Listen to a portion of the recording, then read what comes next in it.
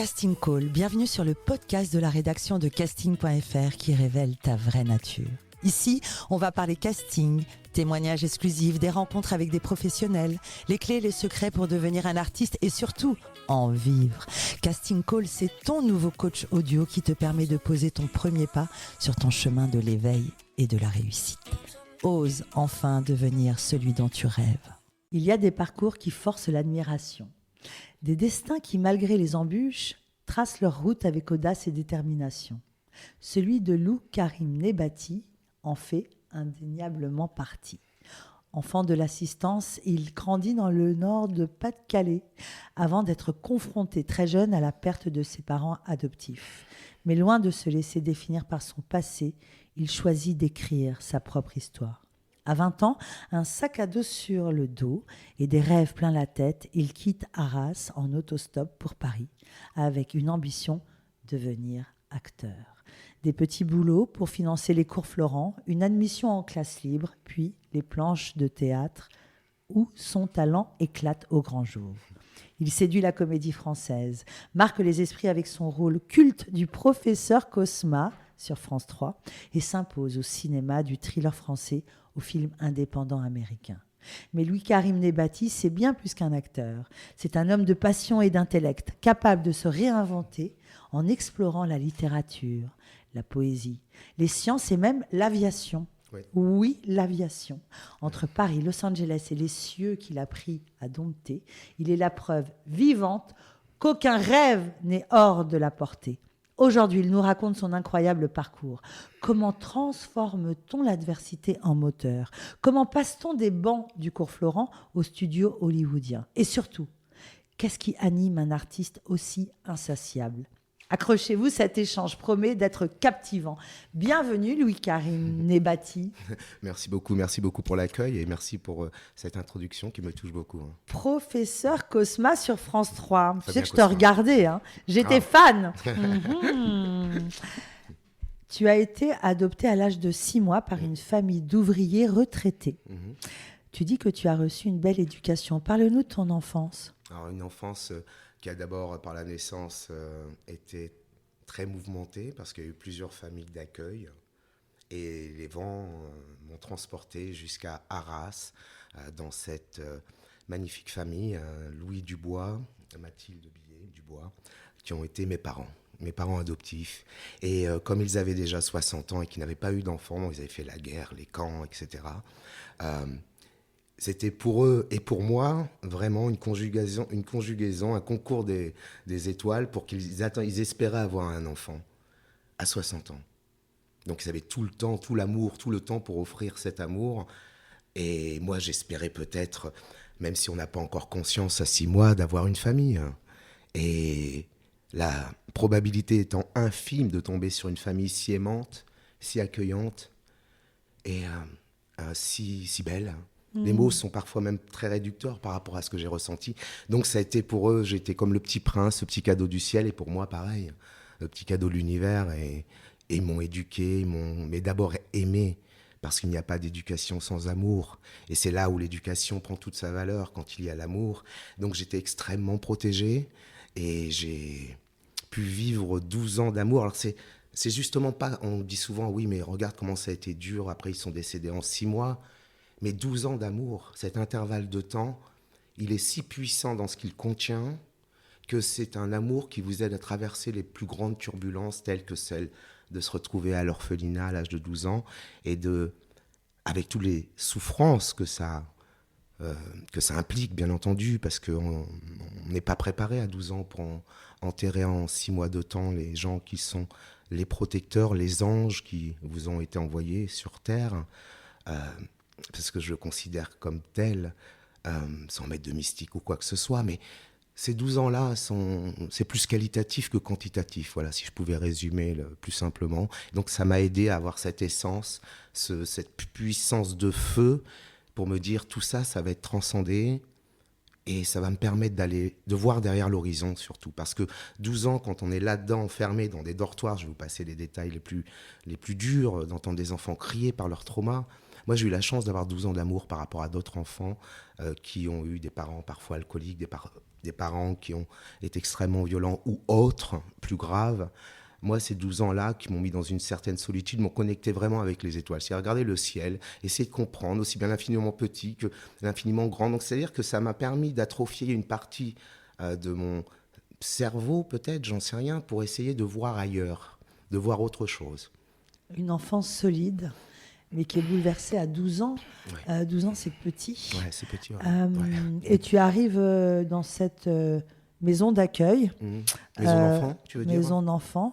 Tu irais jusqu'à quel âge? 17 ans, j'ai eu une anticipation, donc j'ai pu... Alors, c'était à Bapaume. Alors, si vous avez envie de déprimer, alors, j'ai rien contre cette ville, bien entendu, attention s'il y a des gens qui entendent et qui vivent là-bas, mais c'était pour moi entre la ville lumineuse d'Arras, où j'étais danseur petit, donc j'ai inauguré les nouvelles galeries du 3e étage, donc j'avais vraiment une enfance dans l'artistique déjà, dans la danse, c'est ce qui me permettait de m'exprimer le mieux, c'était mon alphabet en fait.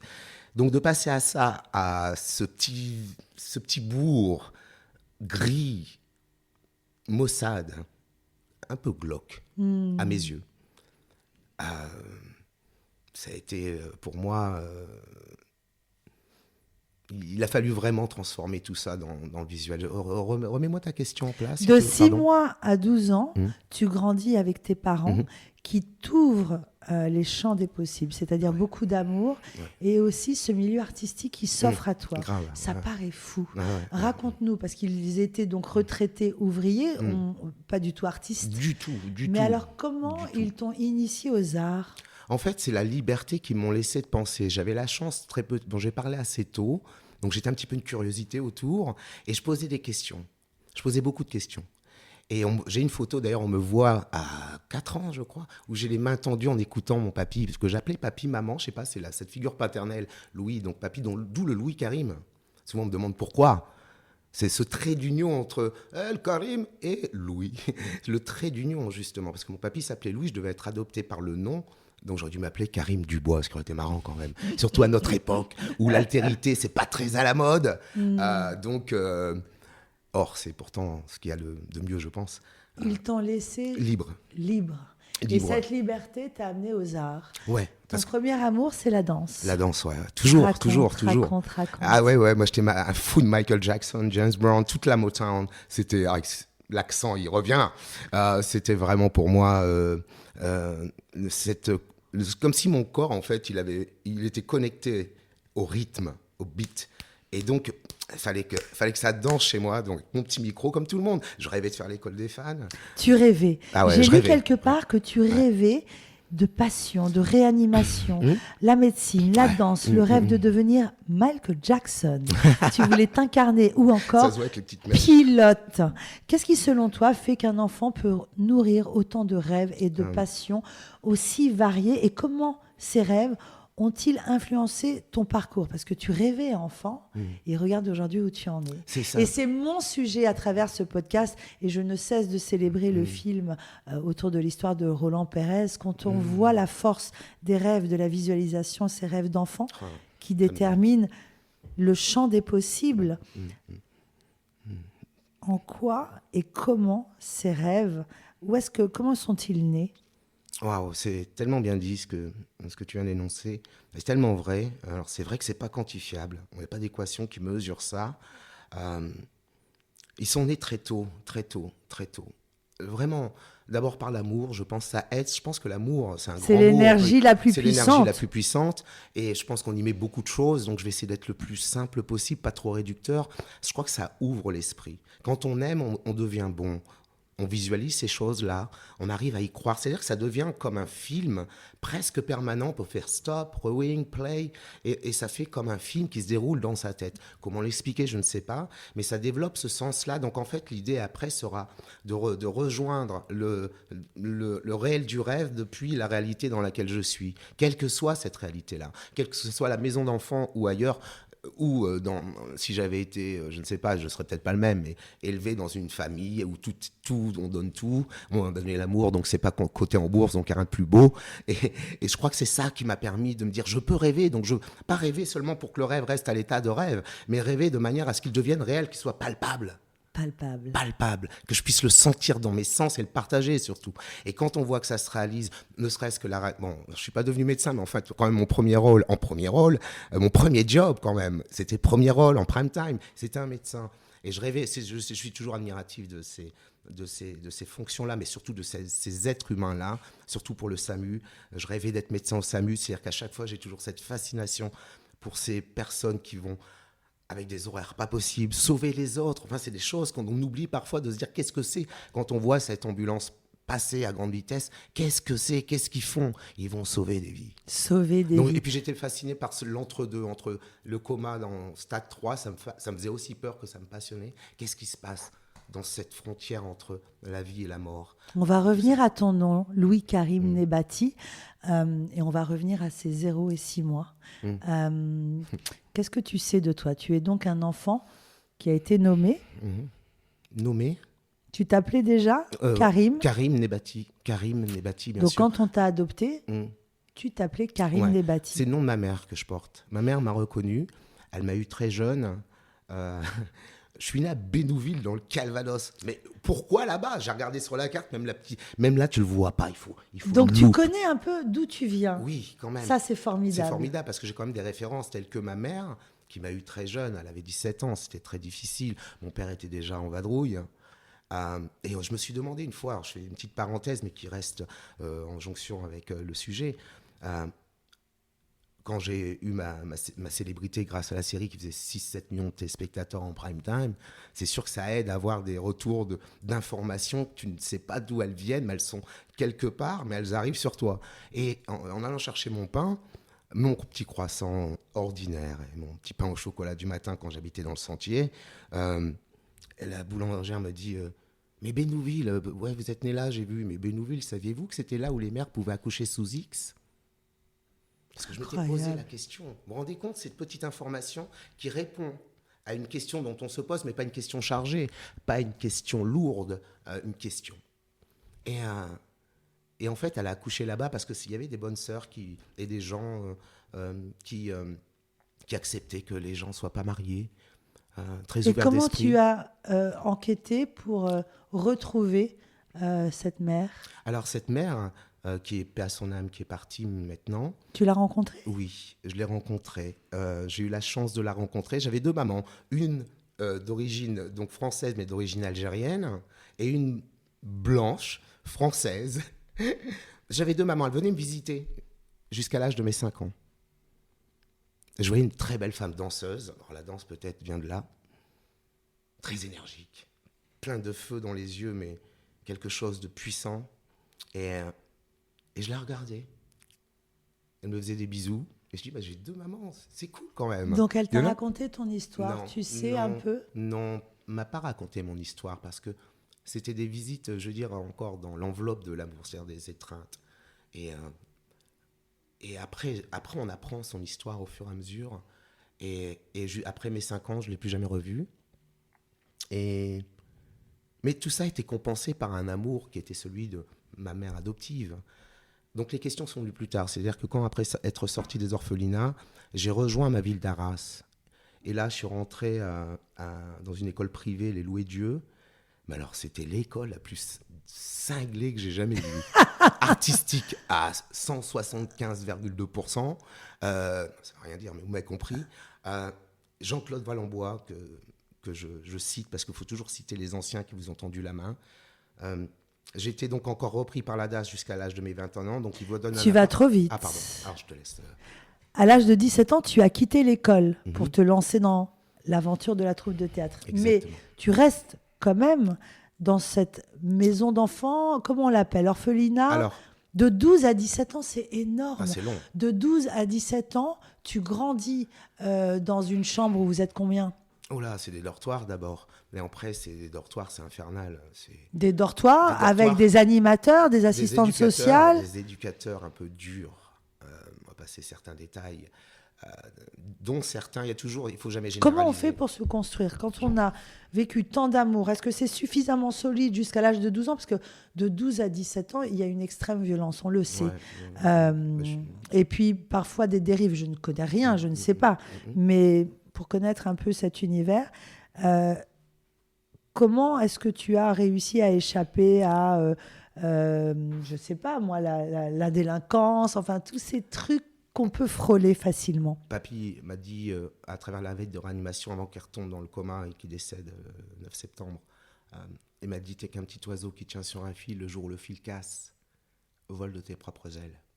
Ça va être peut-être à devenir pilote plus tard, j'en sais rien, mais en tout cas, c'est cette ligne de conduite que je me suis dit, je n'ai pas le droit, évidemment, on passe par l'envie de partir de ce monde, on passe par des phases extrêmement difficiles, que je ne souhaite à aucun ennemi, on passe par des endroits où c'est compliqué de savoir qui on est, pourquoi, parce qu'on est comme dans une prison, mais sans être coupable. Et sans être coupable. Ouais. La force des mots, tu vois, ça m'émeut énormément. Ce papy qui te dit cette phrase, en quoi ça m'émeut? La force des mots. La force, tu sais, moi je pense que la pensée est créatrice, que l'écriture est créatrice et que la parole. Faites attention à ce que vous dites. Et une phrase peut sauver. Absolument. C'est-à-dire que papy t'a donné une phrase qui était comme un mantra pour toi. Ouais. Donc tu n'avais absolument pas la possibilité de sortir de ça. Mais ça parle d'une personnalité très saine. De tes 12 à 17 ans, tu vas à l'école? Ah oui, à Saint-Jean-Baptiste, école très catho. Et tu rêves encore d'artistique, tu rêves encore de danse, encore plus peut-être. Je cherche vraiment le beau, la beauté, comme je disais, avec un B majuscule. Je veux que tout ce qui est gris autour de moi, ce qui commence à être obscur à l'intérieur de moi, j'ai toujours dit cette phrase, c'est la mienne, c'est peut-être un peu alchimique, transformer la merde en parfum. Je veux que ça sente bon. Je veux me sortir de ces odeurs de collectivité, c'est-à-dire me sortir de ces odeurs de... Tu sais, quand il fallait parfois faire le ménage, c'est des produits qui sentent pas bon. Et donc, évidemment, l'artistique m'appelle de plus en plus, mais dans mes rêves, parce que j'ai accès à rien. Donc là, je vais nourrir tout ça. Pas de cours, pas de danse. Non, rien. Un peu de télévision? Rien. Un peu de cinéma? Pendant la période de la maison d'enfant, rien, non, que dans ma tête. Non. Rien. On avait le droit une fois de temps en temps d'aller au cinéma. Après, il y a souvent des bagarres après Rookie qui était sorti, par exemple, tout le monde voulait se battre. J'étais un petit peu dans mon coin quand même. Ouais.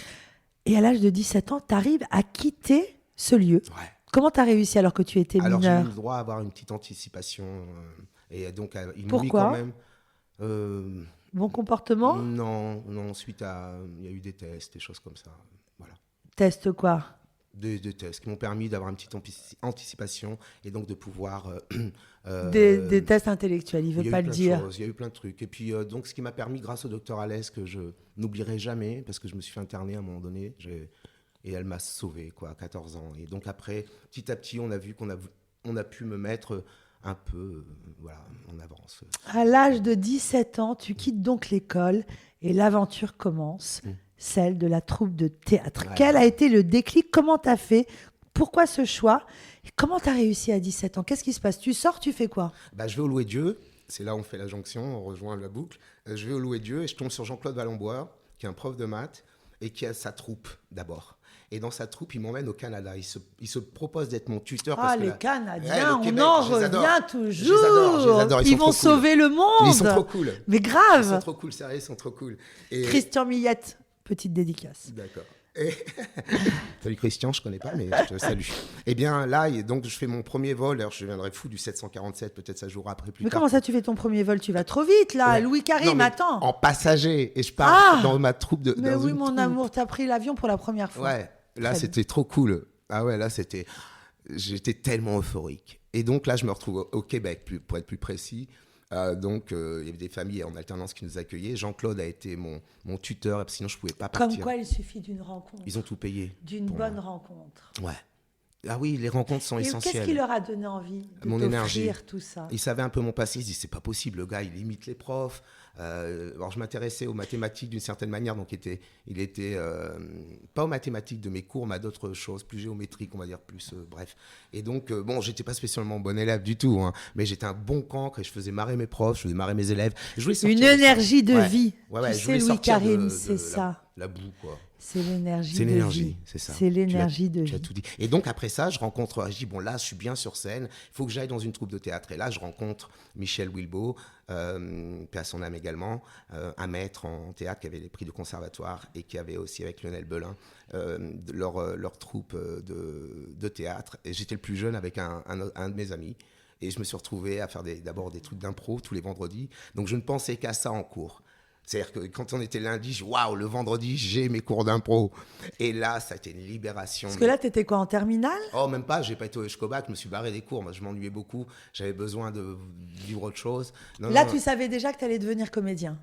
Ça s'orientait. J'avais encore médecin, mais je me dis, les études, c'est quand même 8, plus des spécialisations, on est quand même à 10 ans. J'arrivais pas à m'imaginer enfermé, avec des horaires bien cadrés. Il y avait une notion d'espace-temps qui était plus élastique, plus courbée. Et là, il fallait pour moi fallait de l'espace. J'ai une question. Est-ce qu'à un moment, tu t'es dit, ça va pas être possible, je vais pas y Jamais, arriver? jamais de la vie, jamais. Pas jamais de plan B, jamais. Un plan A, c'est tout.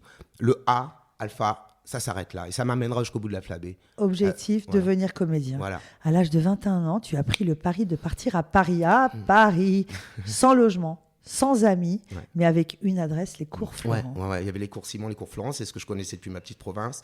Et là, je me suis dit, mais allez. Alors tout le monde pensait ça fou, mais pas moi. C'était très rationnel. Pourquoi je vais m'embêter à chercher un logement, je ne pourrais pas me le payer, à chercher des amis, ils viennent par la conjugaison ou je ne sais quel concours, du hasard ou de l'aléatoire, et puis boum. Donc c'est bon, il y a moi et mes rêves. On était deux.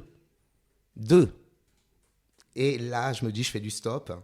Et il y a des gars qui avaient réussi dans le sentier, qui venaient de Tunisie. Ils m'ont pris en stop. Je leur ai raconté mon histoire J'étais avec mes dreadlocks en cuir parce que je rêvais d'avoir une Harley. J'étais un fou des vieux Vespa, des Lambretta. Des feuges? Ouais.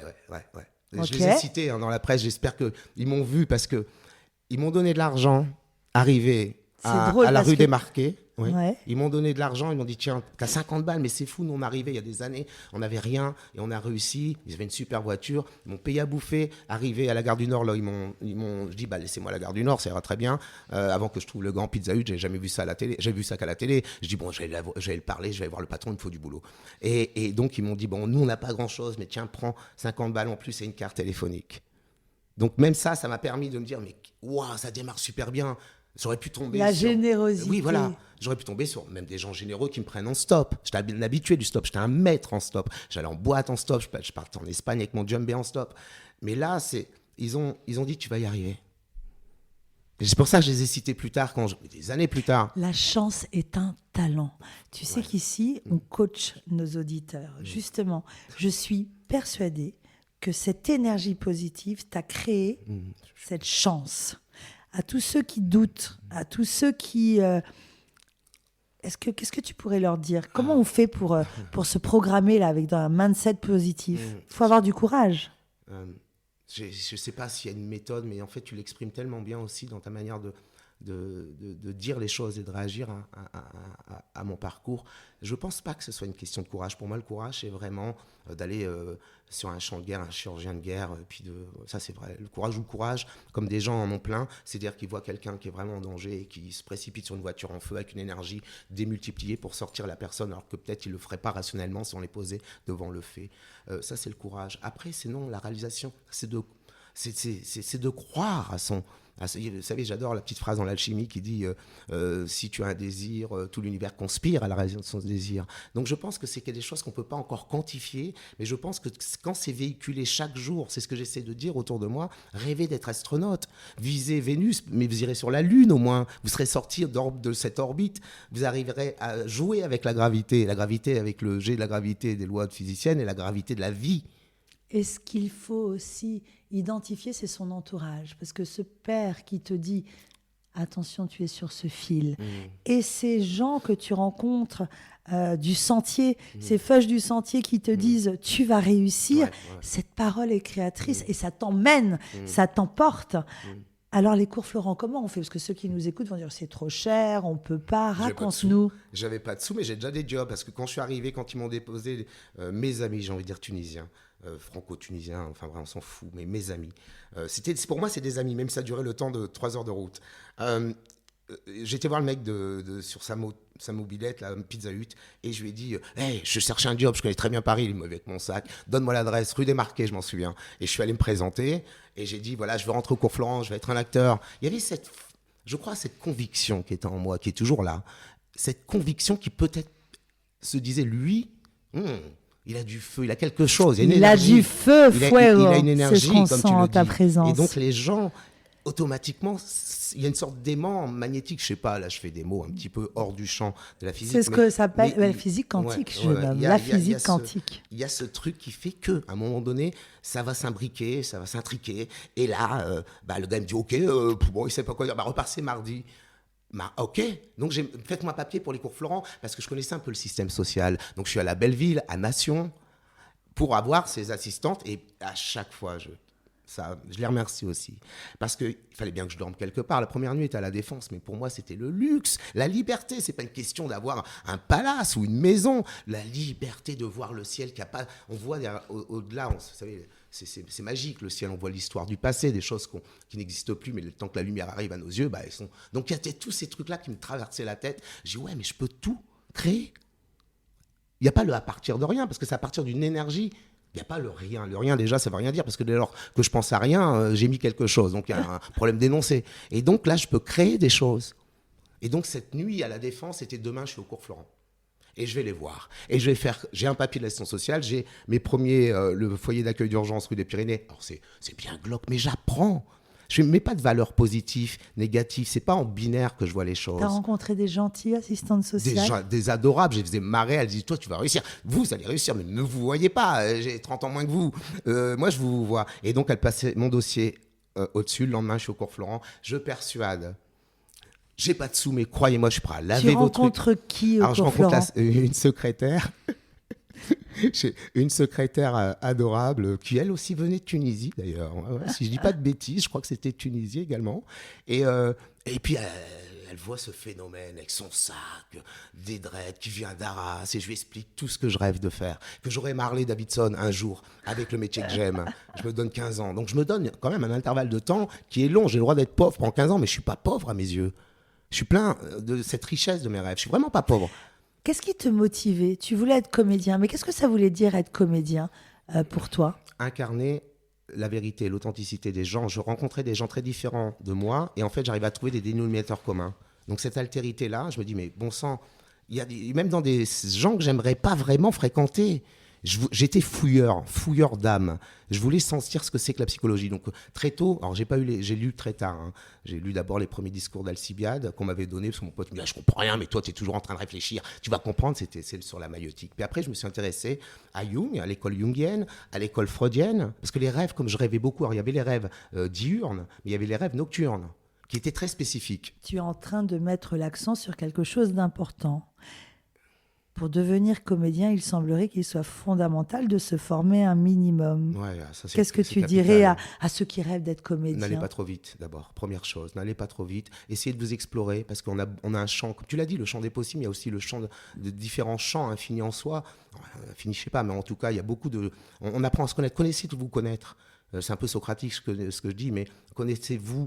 Ne jugez pas. Et moi, je me souviens, je faisais du stop. Il y avait ce vieux proverbe indien qui disait « Ne jugez pas un homme sans avoir marché le temps de 3 lunes dans ses mocassins. » Ne jugez pas trop vite, sinon vous allez mettre des filtres. Comment allez-vous déjà rencontrer l'autre qui n'est pas... Moi, j'adore les gens qui ne sont pas d'accord avec moi.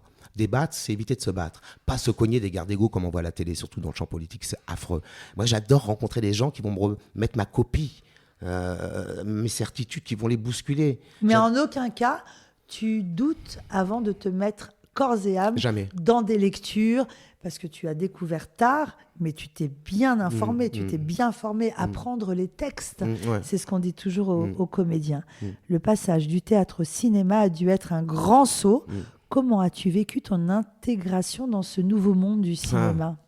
C'est encore des rencontres. Là, je pense à Amar Manfera, à Mustapha, des gens qui étaient passionnés au cours Florent, et surtout des rencontres avec des professeurs tels que Raymond Acquaviva, Xavier Florent également bien sûr, mais Raymond Acquaviva, qui, je dis souvent, le théâtre m'a permis de me loger 2 ans après, parce que je vivais chez les copines, les copains, mais les copines principalement, qui m'accueillaient vraiment dans des mondes. Je me souviens de l'ascenseur, j'avais jamais vu ça. Vraiment, le prof, ça fait l'Indien dans la ville, ce que je dis, mais habiter rue Bassano, dans un magnifique appartement. Une amoureuse. Une amoureuse.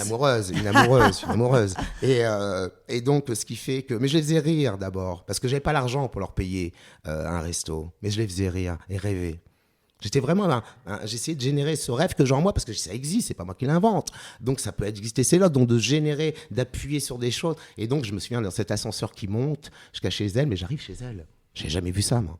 Donc je redescends assez vite, je dis hey, Charlotte, je suis chez quelqu'un. Maintenant on me dit c'était chez moi, l'ascenseur qui monte. Donc je dis voilà, pour répondre à ta question, je vivais plein de mondes différents. Je pouvais aller boire avec le chômeur du coin chez Starkey où il y avait le petit café à côté, Gad Elmaleh qui me payait mes croque-monsieur. Il en témoignait, il dit ouais, quand on s'est retrouvés dans les hôtels, il faisait un film, moi je faisais ma série. Et on s'est Gad Elmaleh ouais. Ah, il me payait des petits trucs quelquefois, il était sympa. Ouais, vraiment un mec bien, vraiment un mec bien. C'est ce qu'on dit de Gad non, Elmaleh. C'est un mec bien, c'est sûr. Et d'autres aussi qui ne sont pas connus, mais qui sont aussi... On l'attend sur ce podcast, Gad. Il faut qu'il vienne parce que tu es une Vraiment, je n'aime pas les flatteries gratuites, mais tu sais écouter, c'est ça le plus important. Donc je pense tu as évoqué la période de pauvreté, carrément. Tu dis pauvreté pendant 15 ans, alors que tu étais artiste. Oui, alors c'est des pauvretés, attention, faut minimiser le mot, peut-être que le mot est un peu fort. Oui, j'avais pas d'argent, mais en même temps, j'ai créé des trucs. J'arrivais à en gagner quand même pas mal en mettant à l'écriture. Moi, je me dis, tiens, j'aime la poésie, j'étais fou d'Artaud, enfin surtout Rimbaud, Artaud, l'autre amant, les correspondances d'Artaud avec Jacques Rivière, Verlaine, Baudelaire, tous ces gens-là, j'en étais dingue, je trouvais quelle élégance, quelle vérité, quelle puissance de vérité. La vérité, c'est ça, je conseille, d'aller la chercher, de la fouiller en soi, pour si on veut être acteur, de prendre son temps pour se connaître. On n'est pas acteur en 2-3 mois, ni en 2 ans, 3 ans, on est acteur d'abord, on apprend tout le temps, mais bref. Et donc là, je me mets à écrire et mon entreprise fonctionne, le journal du petit diable, ça cartonne. C'est l'ADI, pareil, personne ne croyait en mon projet, c'est des copines du cours Florent et des potes qui financent mon truc et je me fais rejeter. Mais après, j'y retourne. Je rappelle le gars parce que je sais qu'il y en a un que j'ai intéressé. Je m'en fous si sur 10 personnes, il y en a 9 qui me disent lui, c'est un tocard. Mais il y en a un, je sais que je vais le toucher. Et souvent, je touche le boss. Donc, il me rappelle. On parle de pauvreté, mais ouais, tu dis que ta ta vie d'artiste n'a pas été une galère, en fait, mais plutôt une grande aventure. Non, c'est pas une galère, c'est une grande aventure parce que j'apprends au fur et à mesure et je connecte avec des personnes qui, comme je le disais tout à l'heure avec Raymond Aquaviva, metteur en scène au cours Florent, puis vrai metteur en scène, au plus ailleurs. Je dis, le théâtre m'a permis de payer mon loyer et la télé, parce que plus principalement la télé que le cinéma, acteur, mais pour moi c'est aussi comédien, c'est pareil, m'a permis d'être propriétaire. Voilà. Propriétaire. Donc, après, mais 11 ans après, mais je veux dire, voilà. Donc c'était pas une galère, c'est un apprentissage et surtout de rencontrer des artistes. La Comédie Française, je n'étais pas pensionnaire, j'avais des petits rôles là-bas et puis bon, voilà. Après j'ai pas poursuivi l'aventure, mais 2 ans d'aventure là-bas avec des gens formidables. Je pense à Yves Gas, Catherine Samy et bien d'autres aussi. Des rencontres. Salvia, plein de gens, enfin des à belles 22 rencontres. ans, tu signes ton premier contrat en tant qu'acteur. Ouais. Ça s'est passé comment? C'est quoi un casting? Raconte, parce qu'ici c'est casting. On veut Justement. savoir. Ah ouais, bah alors là... Casting. Ah ouais. T'as vu passer une annonce? C'est quoi? Du Un tout. directeur de casting à la Sauvage à l'époque? Merci Raymond Aquaviva. Comme je faisais du djembé, j'apprenais le djembé dehors au Pont des Arts, qui était ma résidence secondaire. Donc on faisait les concerts avec mes potes et tout. Donc je venais souvent avec mon djembé au cours. Donc ce qui fait qu'on me demandait toujours de jouer un peu à la fin d'un spectacle. Je disais, prenez-moi comme acteur et pas comme joueur de djembé. Ouais, comme ça. Je sais comment. Il n'y a pas que la danse, il y a aussi l'acting. C'est pour ça que je suis là. Sinon, je serais dans une école de danse ou une école de musique. Et Raymond, on entend qu'il veut me rencontrer. Comme je donnais beaucoup de répliques, je ne voulais pas passer les conservatoires nationaux. Les concours, j'aime pas. Donc, j'ai aidé les autres, par contre, à ce qui rentre au conservatoire. Et j'en ai fait rentrer. J'en ai fait rentrer, c'est très prétentieux de dire ça. J'ai contribué, j'ai aidé. On a fait des scènes ensemble, je veux dire. Et donc, j'ai encore le prof, là, Raymond, que j'admirais quand même, bien sûr. Mais un peu d'arrogance quand même. Et je lui dis, non, si c'est pour encore faire le djembé à la fin des cours, niette. Et j'y vais pas au rendez-vous. Je ne sais pas si ça me rappelle, ils se sont servis avec Raymond. On est bâti quand tu me vois. Et donc, on me dit, non, mais c'était fou, toi. Il y a tout le monde, il est en troisième, il s'occupe des troisième années de la classe libre. Et moi, je suis en première année, quoi. Ou deuxième, là, j'allais avoir ma classe libre en deuxième année. Et là, on me dit, non, mais c'est sérieux, c'est pas du tout c'est pour dehors. Je vois Raymond, il me regarde un peu, bon. Et il me dit, bon, vous avez rendez-vous avec monsieur Untel, justement pour les castings. Et c'est marrant la boucle, parce que là, je fais une pièce avec celle qui m'avait accueilli à l'époque. Mais elle m'a, à un moment donné, on s'est un peu disputé, je me retrouve avec le scénario, donc je ne peux pas prendre mon texte. J'ai lu le scénar, mais on se dispute, je me retrouve dehors, et un jour après, on me dit, t'as rendez-vous avec telle personne. Et tourné barré à l'époque. Il m'accueille, il est là. Bon, moi, ces jeunes acteurs qui ne savent pas leur texte. Et là, en plus, c'était fait exprès, je m'enfonce dans son siège, on se sent petit, puis je le regarde comme ça. Et là, je lui dis la vérité, écoutez, Je suis vraiment pas ce style d'acteur. Je déteste ça. Les gens, en plus, même des collègues qui savent pas leur texte. Je trouve que c'est comme si tu étais pilote et que tu n'as pas ton checklist ou que tu es médecin. Mais bon, bref. Et là, j'ai dit, écoutez, je vais vous dire la vérité. Je voyage encore. Ça fait 2 ans que je voyage chez les amis. Là, j'étais chez une copine. Ça peut arriver. On s'est un peu disputé. Je suis parti. Parce que moi, je suis libre. Je peux dormir dehors. Moi, j'ai pas peur. Moi, tu peux me dégager. Je m'en fous. Toi, tu as peur de dormir dehors. Moi, non. Et j'étais comme ça un petit peu, mais gentiment, quoi. Donc, je m'en vais. Comme un prince, comme dirait Pascal Légitimus, que j'adore. Qui est un ami d'ailleurs. Et là, je me retrouve en casting, justement. Le premier contrat de ma vie. J'avais joué, bien sûr, avec les 400 coups, les leçons de l'humilité de Shakespeare, mais de manière qui n'était pas encore professionnelle. C'était à Arras. Mais j'essaie de ne pas paniquer. Je suis quelqu'un qui arrive à garder un petit peu de contrôle. J'aime pas la panique, parce qu'on 2 et 2 font 5. Donc, respire, crée du volume. Voilà. Et là, je lui dis la vérité, tu t'en es toujours sorti. Tu n'as pas besoin de baratiner. Ouais, je suis ceci, je suis cela. Pas besoin de baratiner. Dis la vérité. La vérité, elle pèse. C'est de l'or. Voilà, monsieur, je vais vous dire pourquoi je ne sais pas bien mon texte. Parce que voilà, ma vie, Et lui, il est là, mais c'est incroyable. D'abord, monsieur, il prend son temps, il va me dire de dégager. Ça va, mon cerveau tout se ralentit. Il me dit, monsieur, j'apprécie vraiment votre honnêteté. Et votre parcours est quand même quelque peu... Je ne sais plus ce qu'il m'a dit, parce que je dis, oula, peut-être là. Alors, on va faire une lecture.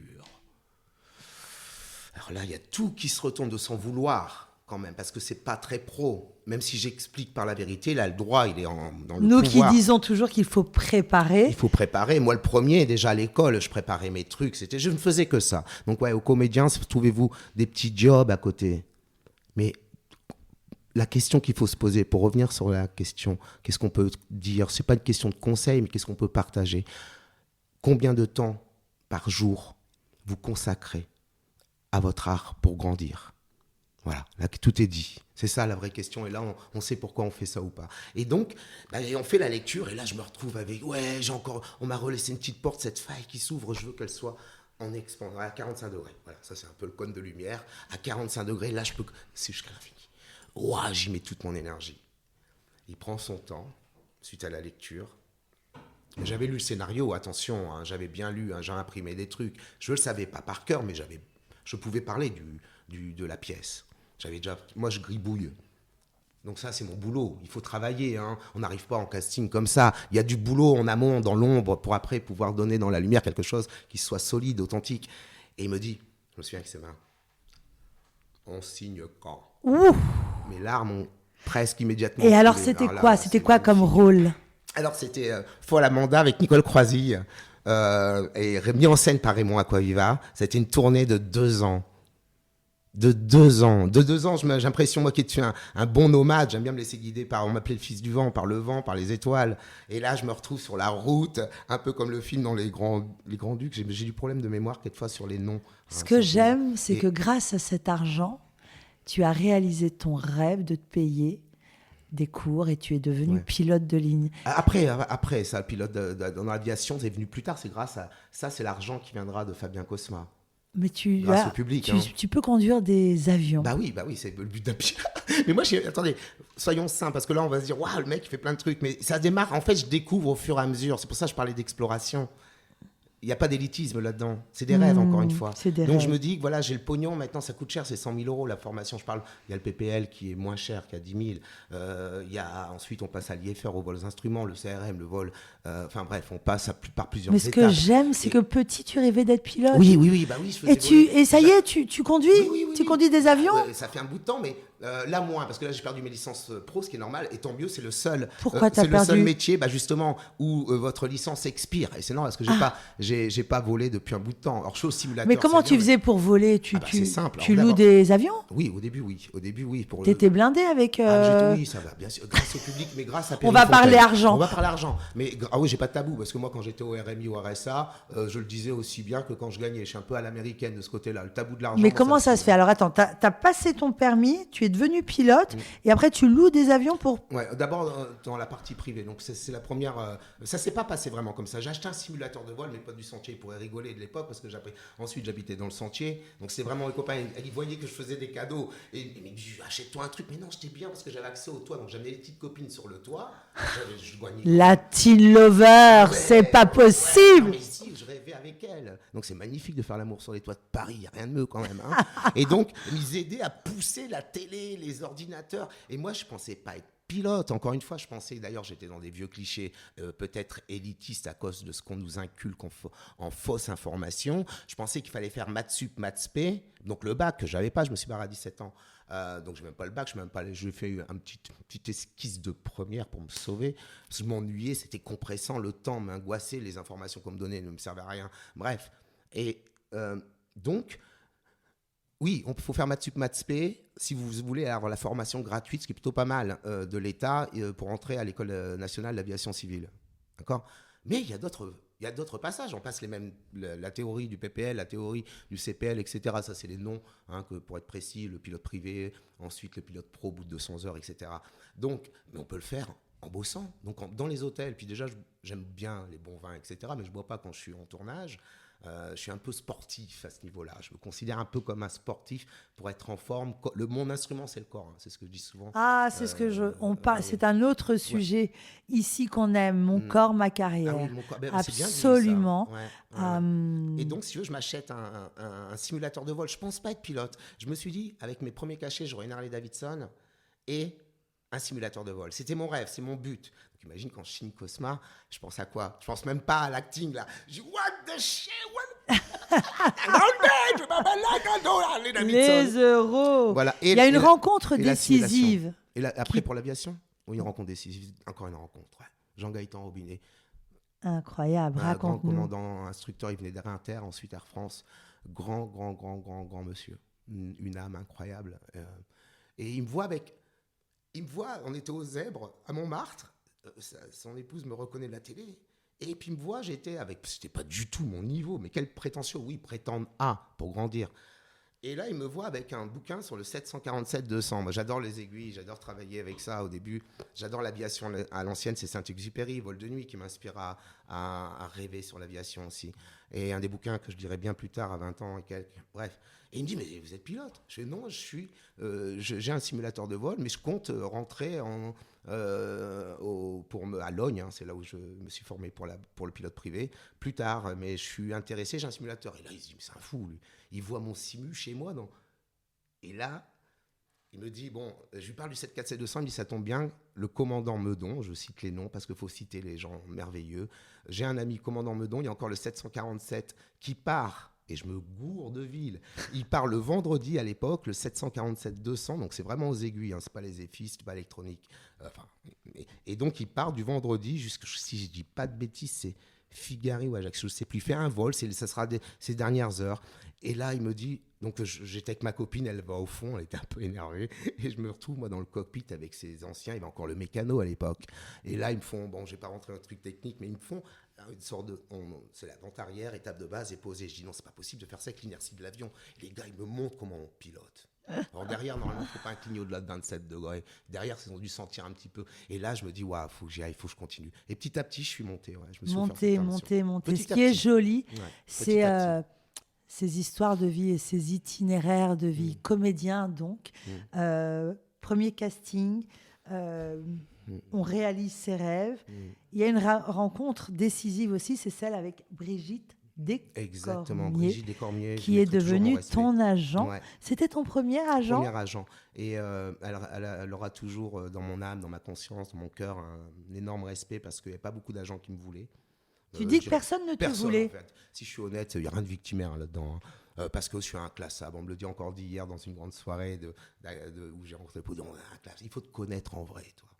Et là, c'est là où je fais mouche. Et Brigitte, elle a eu un regard très bienveillant à mon égard déjà parce qu'elle s'occupait des relations publiques au sein du cours Florent. Elle n'était pas encore agent. Et un jour, plus tard, là, j'ai 30 piges quand même. Je ne peux toujours pas payer un resto. Pour ça, soyez patient. Soyez patient, 30 piges. Vous n'avez pas de thunes, j'étais au RSA. C'est ça. Encore, mais j'y croyais parce que tous les éléments, justement, à l'extérieur, pas à l'intérieur. Et surtout, tu n'as jamais lâché. Jamais. Aucun plan B. Mais jamais. Et l'amour de l'art, l'amour des mots, l'amour du jeu, cet amour qu'on t'avait transmis. Moi, c'est ça ce que j'aime dans ton parcours, parce que je n'ose imaginer ce que tu as vécu de tes 12 à 17 ans. Je n'ose imaginer la perte de ses parents adoptifs, si aimants, qui disparaissent. On imagine de maladies, rapidement à la... Vous savez, quand vous avez vécu, ma maman, Mathilde, a attendu, quand mon papy est revenu des camps, elle a attendu sur les quais d'Arras. J'arrive toujours pas à dire non, 36 kilos, c'est pas possible, on meurt. Je dis toujours 46 kilos. Ma tante Jeannette m'a dit non, je crois que c'est bien 36. Elle l'a tellement pas reconnu que elle s'est évanouie quand il a dit c'est moi, Louis, ton mari. Je veux dire, pour un enfant. Il revenait des camps. D'Allemagne. Mais pour un enfant qui voit ça. Pourquoi ils avaient été en... Mondiale, ils ont été emportés. Il y avait des résistants, les Juifs. Ils ont été, on connaît Ils l'histoire. étaient résistants. Ils étaient soldats, donc voilà. Comme ses copains juifs aussi étaient soldats, mais comme les copains résistants, les gens on connaît l'histoire, ce sont des faits qu'on ne peut pas nier. Ce sont des faits, comme la terre est ronde, c'est des faits, je n'y peux rien. Même si je veux l'avoir carrée, j'ai le droit, mais ça restera alors dans le champ de la croyance. Donc, vous savez, quand je dis ça, qu'est-ce que je dis dedans ? Quand vous êtes un petit enfant adopté et que sa femme, ma maman, peut attendre son mari 5 ans, c'est long 5 ans, vous ne savez pas s'il va revenir en vie, c'est long, et c'est l'horreur là-bas. L'horreur que moi, à côté, j'étais dans une cour de récré, à la maison d'enfants comparée, même si la comparaison tue, elle n'est pas toujours juste, mais la souffrance n'est quand même pas la même. Donc c'est plein d'amour. Donc voilà, ça encore une fois, tu l'as dit, tu redis souvent ce mot-là que j'aime beaucoup chez toi quand tu dis amour, parce que tu mets quelque chose, tu mets du sens, une énergie dedans, et ça, elle est visible pour celui qui te regarde et qui t'écoute. C'est ça qui m'a permis, encore une fois, de traverser tout ça. De 12 à tes 17 ans. Et cette femme, Brigitte, dès Cormier qui devient ton agent, elle croit en toi. Elle croit en moi au cours Florent déjà, ouais. Et plus tard, elle me retrouve dans le métro, justement, là je fais la jonction, parce que c'est vrai que je fais des petites parenthèses, j'en ouvre d'autres, on arrive à quand même revenir sur le terrain. Et le terrain, c'est quoi ? Elle me retrouve dans le métro, j'avais 30 piges, à faire du jumbé. Elle m'a dit, t'as pas d'agent ? Je dis non, mais j'y crois encore. Faut être cinglé quand même. Bien sûr, j'y crois encore. Personne ne me veut. Mais vraiment, je fais pas de casting. Walou, rien. Nothing, nada, nothing, rien. Mais j'y crois. Comment on peut abandonner ? Encore une fois, le plan B, c'est un matelas qui est très dangereux. Parce qu'il vous dit dans votre tête, dans un petit coin de votre tête, « Oh, si ça ne marche pas, je vais faire ça. » Mais quand vous n'avez que ça, vous êtes obligé d'être à 100%. Et si vous êtes à 80%, c'est pas grave. Parfois, vous avez douté. Mais bien sûr, on passe par des doutes. Mais les doutes sont nécessaires. Il ne faut pas qu'ils soient les doutes des ennemis, mais des alliés pour vous dire, oui, je doute, mais j'avance. Et donc là, elle me dit, viens, prenons rendez-vous. J'ai dit, Brigitte ? Ah bon ? Elle avait cru en moi déjà. À l'époque des cours Florent, vraiment. Et c'est elle qui t'a décroché ce rôle incroyable. C'est elle qui a aussi contribué au changement de ma vie. Alors c'est une belle histoire parce que c'était une arrogance mais saine, je pense que j'avais. Je dis moi je veux un premier rang, je voulais viser premier, deuxième, ça ne m'intéressait pas. Soit j'étais dernier de la classe ou un jour il a fallu à la maison d'enfants que je prouve quelque chose, pas à moi-même. Et là, je suis devenu premier. Puis après, je suis revenu dernier. Ça me permet d'avoir une bonne perspective, d'ailleurs, en étant au fond de la classe. Et là, donc, je veux un premier rôle. Je veux qu'il soit un médecin ou un avocat. Je voulais pas. Ouais, je te jure, ça va, tu veux bien, tu veux quelque chose. C'est que le rôle cliché, là, non. Il y a s'il y a un contenu, une vraie histoire, bien sûr. Mais je dis, pourquoi toujours être cantonné avec un prénom comme Karim ? Donc, ça veut dire que je dois jouer ça. Ou soit je dois être un terroriste, soit je dois être un brancardier, ou soit je dois être un mec violent, ou un mec qui... Du shit. Pourquoi ? Il y a le mec, Karim, d'ailleurs, il y en avait un autre qui portait mon prénom, qui était médecin au SAMU. Pourquoi on ne montre pas ça ? Pourquoi je dois aller regarder l'Amérique ou l'Angleterre pour voir des rôles où les gars, on se fout un peu de la couleur, bien que pourtant le racisme existe, mais ça c'est un autre sujet sociologique, mais restons dans le champ de l'art. Pourquoi je vois des gens qui, eux, portent des costumes, des très beaux costumes, et ils sont boss ? Et tu es devenu... Et je dis, je veux être un docteur. Et là, elle me dit, bon, elle m'a remis à ma place. Cosma. Ouais. Combien d'années ? 7 ans. 7 Grâce ans. à ce public, 7 ans. Tout de suite, Et là, tu découvres la célébrité, direct. la récurrence du travail, magnifique. bien payé, Ah ouais, très bien. aimé, sollicité, invité. Partout, Est-ce que tu as pris un peu la grosse tête ? Pas du tout. Je ne pouvais pas par rapport à mes parents. C'est impossible, je suis trop gratifiant. Vous vous rendez compte, comment peut-on prendre la grosse tête quand on sait qu'on a bien travaillé pour que ça arrive ?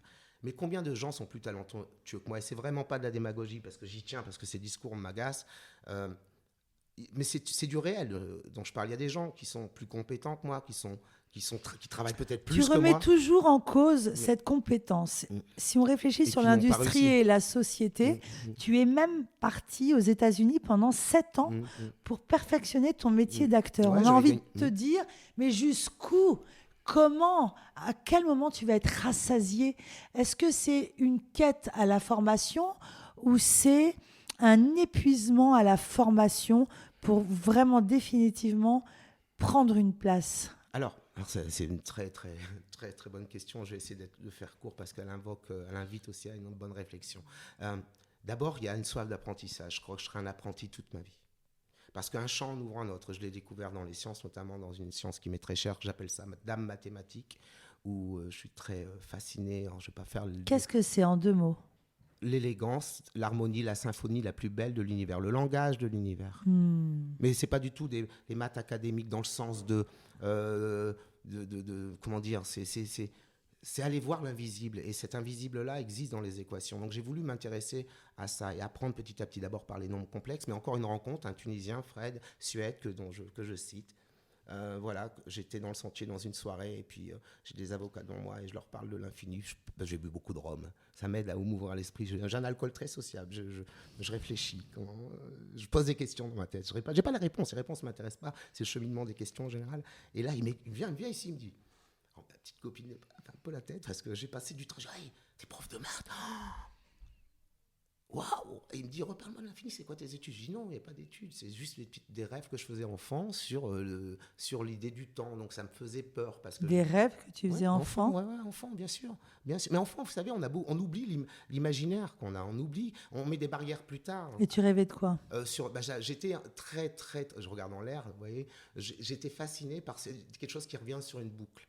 Donc ça me faisait faire des cauchemars. Et c'était comme quelque chose qui tournait sur soi en spirale et qui revenait à une boucle qui repartait, enfin, etc. Des intrications de dimensions. C'est ce que je voyais, et le temps n'avait plus de sens pour moi. Plus du tout. Et donc ça me faisait extrêmement peur. Maman se levait, puis j'avais quand même l'œil ouvert. Je dis, va te coucher. Donc c'était des crises très très fortes. Il y avait une sorte de petit dérèglement d'essence, pour reprendre un mot, qui me permettait de voir peut-être quelque chose d'autre, que je me rendrais compte que ça existe en vrai plus tard. Donc, il va falloir que tu rencontres Mathias Barthès, qu'on a reçu sur ce podcast. My pleasure. Et cette connexion avec l'invisible. Ouais, c'est important. Et les choses existent. Et ça me fait penser justement que tu n'as pas voulu nous raconter pourquoi tu es partie d'une façon anticipée de cet orphelinat. Je crois qu'on a la réponse. En quoi ces années aux États-Unis t'a permis... Quelle sorcière, n'est-ce pas? Qu'est-ce que ça t'a appris, ce travail pendant 7 ans aux États-Unis? Loin c'est génial. De nos règles françaises si strictes. L'énergie. L'énergie. L'énergie est quelque chose de transcendantal que j'aime chez eux. C'est-à-dire que, vraiment, c'est pas clanique comme ici. C'est ce que je reproche un peu à notre pays. C'est pas parce que, voilà, t'es mon pote, tu vas faire du travail avec moi. Ça marche pas comme ça là-bas. Il faut vraiment travailler bien. Si vous êtes le fils de quelqu'un, et tout le monde a sa place, bien entendu, attention. On a fait un épisode sur le Neo Baby, mais là-bas, ça marche pas. No fucking way. Ça va peut-être marcher les premiers coups, mais si ça marche pas, après, c'est comme un concessionnaire. Tu vends pas de voiture, tu dégages. Ou tu revois ta copie pour revenir. Donc ta cote, elle va baisser. Moi, je suis pas allé là-bas pour faire du casting. D'abord, si t'as pas l'accent, c'est mort. Hein. Faut pas rêver. Hein. Donc, c'est pas parce que t'es premier rôle ici que t'as fait du 7 millions que là-bas, on t'attend. Ils respectent mon parcours. Qu'est-ce qui marche là-bas? L'apprentissage, encore une fois. La formation. Donc, peut-être même le talent. Le talent, bien sûr. Je crois qu'il s'accompagne à un moment donné quand on finit. Vous savez, j'ai des potes musiciens. J'ai un pote, il fait du bac. Quand je le vois, il peut parler, puis en même temps, il est là. Hein. J'étais invité à l'opéra Bastille par un ami, Stéphane Cross, il m'a montré. Voilà, j'ai vu la réplique. Ils m'ont donné une petite cloche, c'était super cool. Là-bas, et là, j'ai retravaillé. Donc, la formation fait qu'à un moment donné, on finit par. Tu as vécu 7 ans aux États-Unis. Ouais, c'est pas rien. 2-3 ans. Ouais. C'est J'ai pas retrouvé rien. l'amour là-bas. Encore l'amour. Ouais, grave. Les Américaines, elles me faisaient fasciner parce que j'étais fasciné par les Américaines. Leur côté un peu enfant, dans le bon sens du terme, un peu faux-folle, comme je le suis. Faux-folle ou foufou, je m'en fous. Mais oui, de pouvoir vivre, rêver. J'adore, ils rêvent là-bas, tout est possible. Il y a ce côté vraiment, everything is possible, you can make it, bro. Et on n'a pas peur de la gagne et du succès. Non, surtout pas. On célèbre le succès. Merci. Qu'est-ce qui manque aujourd'hui dans le cinéma et le théâtre français? On a l'impression que ça manque d'audace. De folie, peut-être, de risque, moi, je dédie souvent mes épisodes à Stéphane Gaillard, ce célèbre directeur de casting cinéma qui a eu le courage de lancer le hashtag #MeTooGarçon et malheureusement qui ne travaille plus. Il le dit lui-même. Qu'est-ce qui se passe en France? J'ai du mal à avoir une analyse qui serait résumée en quelques mots. Je pense qu'il y a la peur de plein de choses. Et on a un truc qui est quand même assez étonnant. Tu disais aussi la réussite, quelqu'un qui réussit. Alors ça, c'est peut-être un peu général. Je ne vais pas faire de la sociologie, j'en ai pas la compétence. Mais là-bas, c'est l'émulation. Moi, j'avais ça. Je me souviens, Mohamed, qui était mon prof d'histoire, il avait une Fat Boy. Tout le monde dit, ah, t'as vu, il frime. Moi, je dis, mais non. Il frime pas, il aime ce qu'il a. Moi, ça crée de l'émulation. J'ai pas besoin de prendre la place de quelqu'un. Je peux la créer. L'espace est en expansion. Je peux la créer. Je prendrai pas la place. Je me suis jamais appuyé sur quelqu'un pour m'élever. Et quelqu'un qui a plus que moi, c'est quoi cette comparaison qui est stérile? C'est juste me dire, ouais, je peux avoir les choses. Et ici, je pense peut-être qu'on a, à la différence, peut-être, je sais pas, je suis pas en train de mettre le piédestal sur les États-Unis. Ouais, les tours, elles s'écroulent. On construit. On reconstruit. On reconstruit, on bâtit, on crée un édifice, on y croit l'énergie positive, qui est quand même très importante. Cette énergie positive. Mais ouais, quand même. Ici, je trouve que moi, ça me déprime parfois un petit peu. Et puis, la grosse tête aussi de pas mal de gens. Et là-bas, j'ai rencontré vraiment des gens. Moi, je suis resté un apprenti. J'ai travaillé un petit peu, mais j'étais là-bas pour apprendre le théâtre Tennessee Williams, l'acteur studio, vraiment des méthodes. Andy Santa, grande coach qui m'a pris sous son aile. Donc, j'ai eu le membership for life là-bas, tu vois, chez Strasberg déjà. Et mon accent est encore pourri, donc des cours d'accent. Je faisais que ça, en fait. Je prenais Marley, ma petite copine, on allait à Venice Beach. Mais vous vous rendez compte, Marley, immatriculé 75. Ce qui est magnifique, c'est que tu rêvais de ça. Donc rêvais. tous tes rêves. Ouais, ils sont là. Ces rêves. Ces cheveux là qui volent derrière mon rétro. Voilà, du son là. Attention, c'est même de la musique. Tu es en plein projet. Est-ce qu'on peut en parler avec Pascal Légitimus? J'en parle parce que c'est un ami, je crois, je l'adore, et Pascal. que tu l'aimes Je énormément. Fidèle, un vrai ami. Quelqu'un qui tient ses paroles. Mais non seulement, il n'y a pas que de tenir ses paroles qui définit l'ensemble de la fidélité, mais un vrai fidèle, quelqu'un de vrai. Voilà. Tu es aujourd'hui dans la transmission, tu es toi-même professeur dans une école et tu motives et tu soutiens tous tes élèves. À l'école Acting Paris. École Acting Paris. C'était une révélation pour moi, ce truc-là. Je n'avais jamais transmis, je ne me voyais pas... Déjà, je ne me vois pas prof. Je donne des cours de maths gratuits d'ailleurs, parce que c'est pour moi une petite lumière qu'on m'a donnée, donc il faut la redistribuer. La lumière n'est là que pour se faire partager. D'ailleurs, tout est lumière, sinon. Donc, je donne des cours de maths gratuits. J'apprends les programmes en général. Je me fais des challenges. Donc, j'apprends les programmes très tardivement, parce que de semaine en semaine. Donc, ça m'oblige à avoir une constance en maths, que ce que me reprochait Fred, mon ami prof de maths qui a découvert que je... Et donc, transmettre, c'est super important dans ce qu'on a donné. À quoi ça sert sinon et j'apprends avec eux, attention. C'est pour ça que je ne veux pas de qualité de prof ni de coach. Je me mets au même niveau. Et le meilleur compliment qu'on m'a dit, notamment pour les maths, c'est aussi en cours. En cours, ça a été avec toi, je me sens important. Et en maths, ça a été avec toi, je me sens intelligent. Et ça, c'est cool parce que j'apprends aussi. Je dis, moi, je suis un élève aussi, attention. J'ai aucune qualité de prof. J'ai pas de diplôme, j'ai jamais été à l'école, enfin jamais jusqu'à 17 ans, mais j'apprends et j'apprends avec vous. Voilà. Quand on t'écoute, on a envie de dire oser être multipotentiel, pilote, professeur de maths, djembé, danse, comédie, aux États-Unis. Bien sûr. Mais faites-le en vous formant. Tu passes encore des castings ?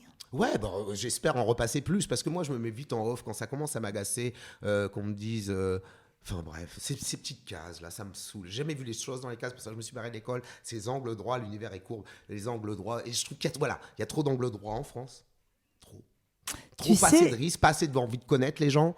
Et donc, vite être dans des cases. Et donc, quelquefois, je dis non, mais pas par snobisme. Je dis non parce que si je suis pas animé, je sais pas bien travailler. Donc, c'est plutôt un défaut de ma part. C'est pas du snobisme. Donc, je fais des castings. Là, j'ai un nouvel agent, d'ailleurs, talent d'art, Sabine, que j'ai rencontré.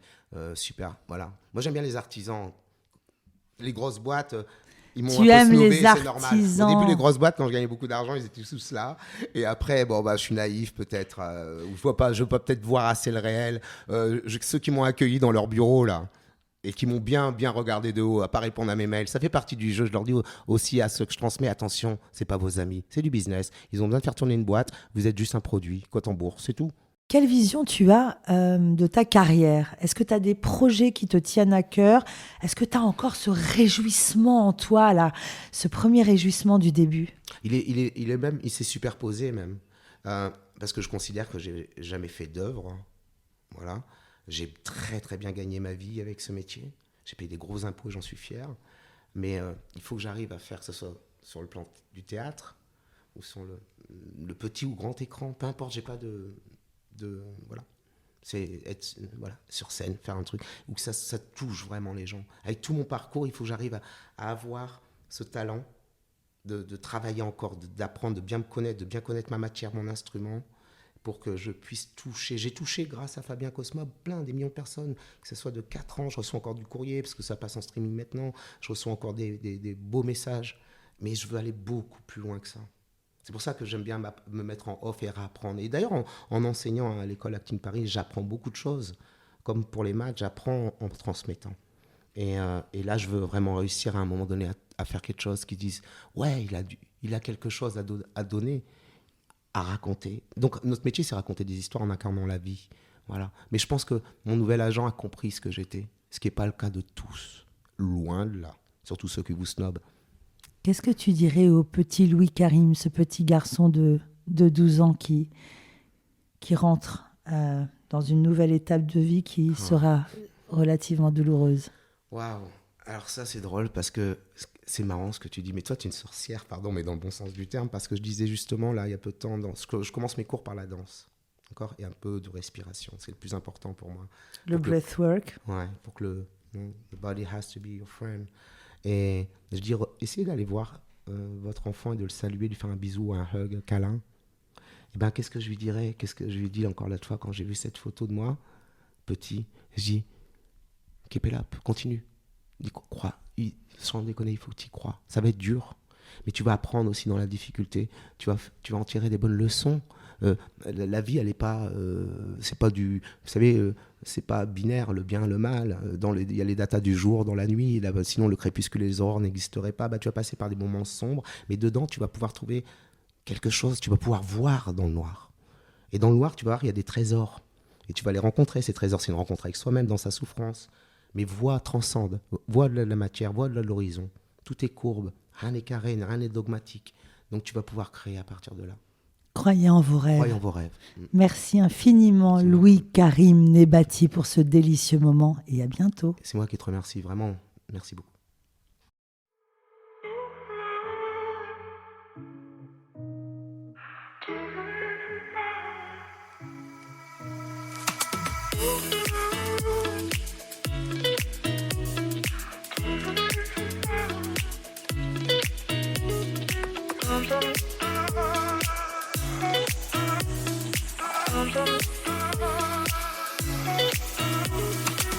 Some